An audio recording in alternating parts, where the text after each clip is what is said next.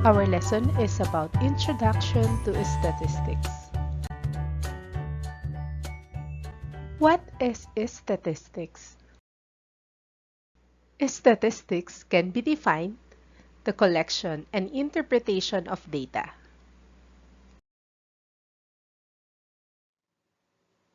All around the world, we use statistics. We measure and analyze variability. Variability. Humans have different height, weight, hair color, and food preference. These are variable because they can change in each individual. One of the example of statistics is the 2016 presidential election. As you can see, the highest vote is Duterte, that is 39%. Next is Rojas, that is 23%. Next is Poe, 21%. And the fourth, Binay, 13%. And then the last one, Defensor Santiago, that is 3%. Another example of statistics is the leading cases of coronavirus by province or city in the Philippines. As you can see, this is the number of cases in thousands as of April 2021. The highest leading cases of coronavirus is Quezon City, that is 88,620. Next is Manila, 59,280. Next is Cavite, that is 54,450. Next is Rizal, that is 44,080, and then Laguna, 40,590. There are two kinds of statistics. First, that is inferential statistics. Second, that is descriptive statistics. What is inferential statistics? It deals with taking sample, analyzing the sample, and make judgments and claims about population. The concern of inferential statistics is drawing conclusions like decisions, predictions, or generalizations about dataset. How about descriptive statistics? It refers to getting data. The concern of descriptive statistics is collecting, organizing, and presenting data appropriately.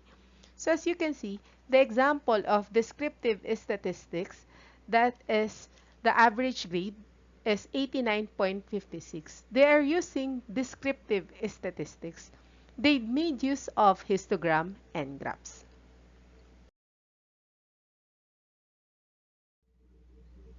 So let us define what is populations. It refers to the total amount of things. When we say things, it's not only people, but group of dogs, cats, and so on. What is a sample? Sample refers to a small part of the population that is used for study.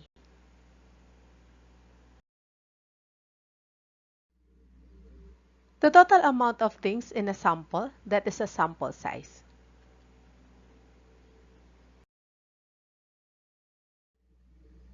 In statistics, what we examine is the variable, what we are studying that is measurable, countable, and categorized.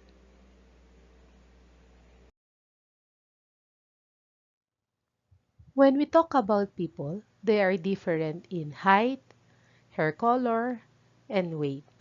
There are all variables. Variable represents characteristics. What we study, it varies in each individual. If we measure variable, we have the two types. First, that is categorical data. Second, that is quantitative data. What is quantitative data? Data that is measured in numbers. It deals with numbers that make sense to perform arithmetic calculations. Example of the quantitative variables are the height, the weight, and the average grade. How about the categorical data? It refers to the values that place things into different groups or categories. Example of the categorical variables are hair color, type of cut, and academic excellence award.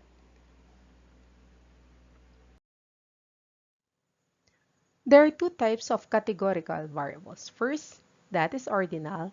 Second, that is nominal. Ordinal, it refers to logical ordering to the values of a categorical. Example of ordinal, that is the Academic Excellence Award. As you can see, we arrange the ranking of students by highest to lowest. So it means with highest honors, with high honors, and with honors. We also arrange to lowest to highest. So it means with honors, with high honors, with highest honors. As you can see, in ordinal, logical ordering is important. How about nominal? Nominal, it refers to no logical ordering to the values of a categorical variable. So, example of the nominal, that is the hair color. We may arrange the hair color by alphabetical, blonde, blue, brown, and red. But then, no sense of ordering because no logical ordering of the values. How about quantitative variables? There are two types of quantitative variables. First, that is discrete.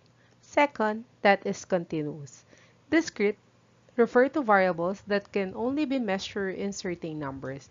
Example of discrete, that is the number of pets you own. Maybe you have 0, 1, 2, 5, but not 7.7 pets. That is not possible.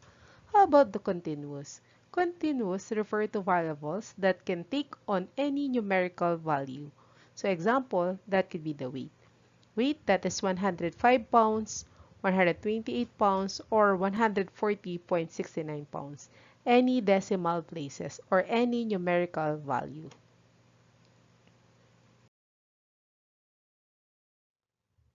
So let us recap what you have learned about the introduction to statistics. Population refers to total number of things. Sample is a small part of the population. The sample size, that is the total amount of things in a sample. What are we measuring in each individual is a variable.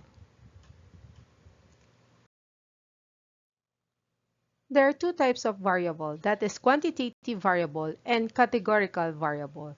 An example, if that is average grade. The quantitative, that is the average grades of students, that is 90%, 73%, and 75%. In categorical variable, the category based on field or pass. So as you can see, that is the categorical data. We have one field and then two pass.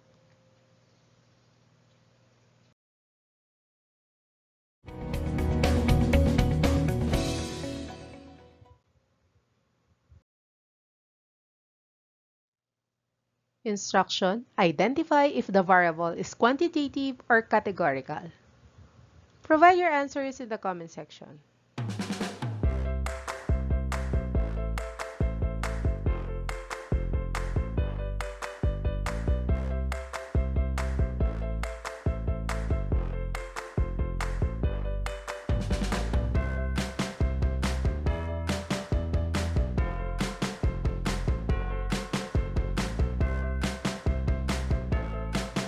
Enjoy learning mathematics. I'm Teresa Tubal.